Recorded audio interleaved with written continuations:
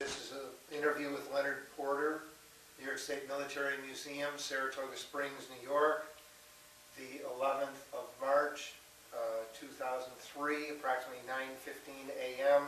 The interviewers are Mike Russert and Wayne Clark. Could you give me your full name, date of birth, and place of birth, please? Yeah, Leonard Allen Porter, May 16th, 1929. And what was your education prior to going into military service? I was a student at Norwich University. Okay. And were you enlisted or did you draft? No, I was in the National Guard because it was a good way to earn money while I was in college. I didn't have money enough to go back to school, so I went with the Guard when they got activated. This was for the Korean War. Mm-hmm. You said you wanted to tell us the connection between you being at Norwich and your military? Right. I wanted to go to Annapolis, but I didn't.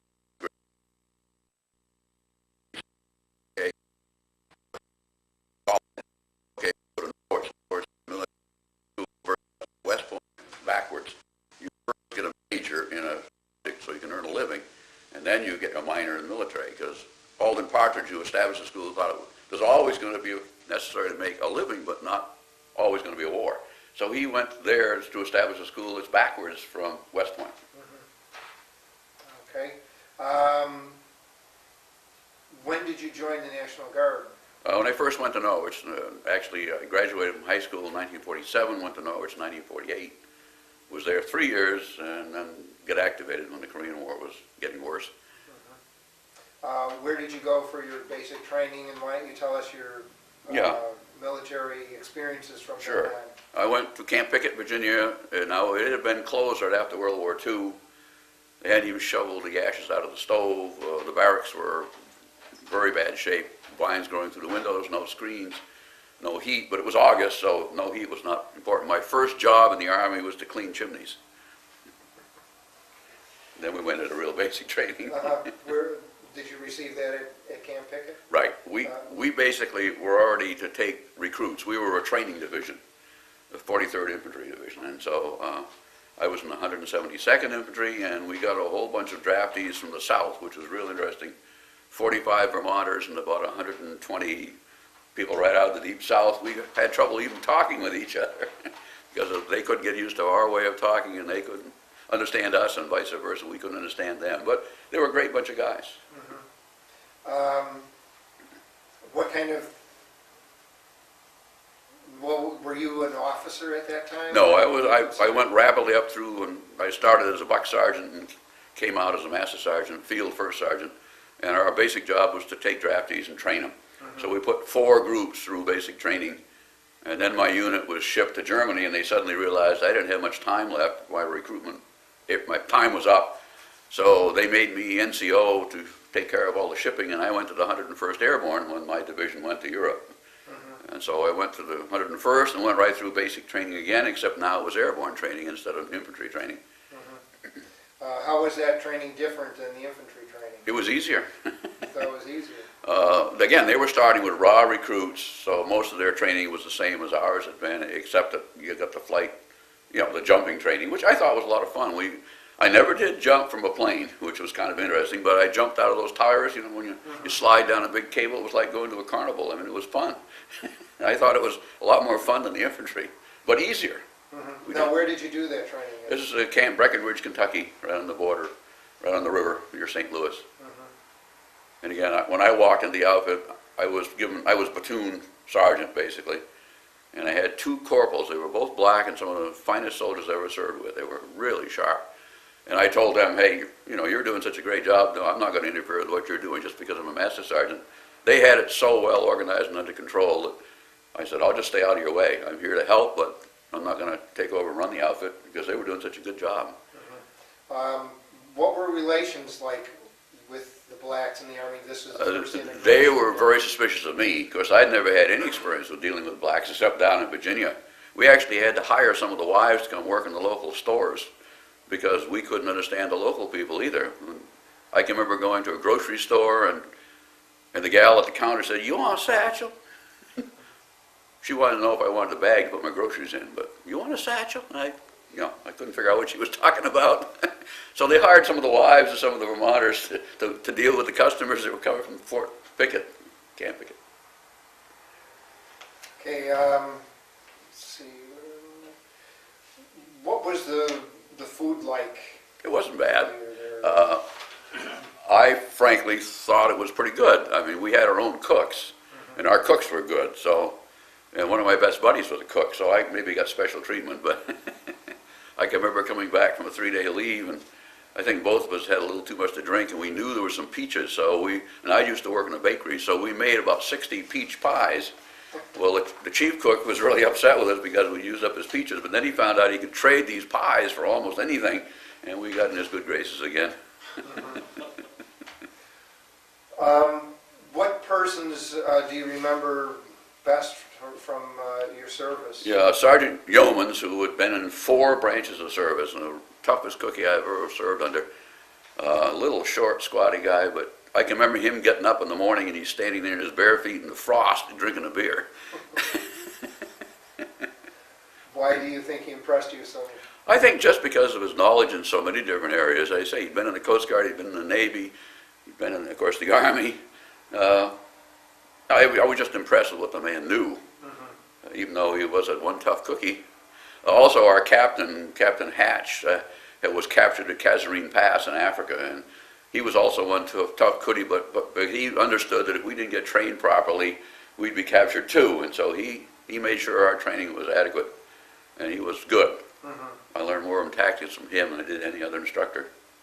Did you have any unusual training or experience? Yeah, I was an umpire. We were training whole units. In other words, when they got ready to qualify as being ready for combat or whatever, we were the umpires. And I went with a mortar forward observer. And unfortunately, the crew that was doing the plotting, and these are the big chemical mortars, the 4.8s, and they got confused about where the target was. This is a live fire exercise, and where we were. And what they did is they zeroed their mortars on where we were and not the target. And we found out the hard way when a shell landed behind us, blew me right down the hill. Luckily, I wasn't hurt. 2 of the other guys were fairly badly hurt, but I lost my glasses and was pretty well shaken up and couldn't hear for 3 days. But what they did is they fired the shell at our position instead of the target, and it was a live fire exercise, so I was lucky. You mentioned here that you went to a coding school. Yeah, outside of Washington, Fort Myers, and I found that absolutely fascinating, learning how to break codes and how to write code and the history of coding, and I found it was the most interesting thing I did probably in the service. Why did you find it so interesting? I'd always been interested in coding, and I guess my scientific mind was already in that direction. I liked working with puzzles and coding, and I found the whole thing fascinating. And 2 other guys from my company had already been there, and they found it equally fascinating. Again, they were Norwich students originally, and I was the 3rd one to go there, and I was the 3rd one to get the top grades in the school, and there were captains and majors, lieutenants that we were competing with, but I found it much more interesting than they did, apparently. And I'm still interested in coding and decoding. How did you feel about your overall military experience? It was invaluable. Unfortunately, I said this to my babysitter, and he was killed in Vietnam, but I said, if you come out alive, the experience is well worth it. I still feel the same way, even though I certainly hated to see my babysitter not come back. Okay, have you stayed in contact with anyone that you served? Yeah, the guy that was my best man at my wedding was also immediately ahead of me all the way through. Art Peterson from Vermont. Yeah, we still stay in contact with him. Most of the people, because I don't live in that area anymore, most of the people I've lost contact with. But. Have you ever gone to any kind of reunions or have you joined any veterans organizations? No, I basically was kind of disgusted with most of the veterans organizations, to tell the truth. You know, they're a drinking club, and I didn't appreciate that. So, yeah, I've been asked to join the VFW and all the rest of that, but the American Legion. But I don't find it as challenging as working for museums. Did you? I guess it was after you were in. What did you think about the relief of MacArthur? Well, he was insubordinate. Should have gone Dugout Doug, and he was not one of my favorite people. Eisenhower I met personally and talked to, and I was very impressed with him. Where did you meet him? I was in charge of the honor guard when he came to Rutland, Vermont, and he saw my patch that I was in the 43rd Division, and he thought maybe I'd been in Europe with him, and I hadn't been, but he stopped and asked me, were you with me in Europe? And said, no, sir. The interesting part was I had a plastic pistol in my holster because it was a lot easier. I didn't have to clean it. And my whole honor guard knew that I had a plastic pistol. And of course, when you're asked a question by a superior officer, you should take your pistol out, take the magazine out. Well, I wasn't going to do that. I'll show him it was a plastic. I know he'd recognize it.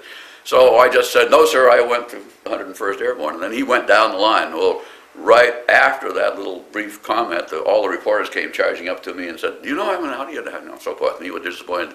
Find all he wanted to know is whether I was in Europe with him or not. But what was going to be my future wife saw me on the news, and we got back together again after having dated in college.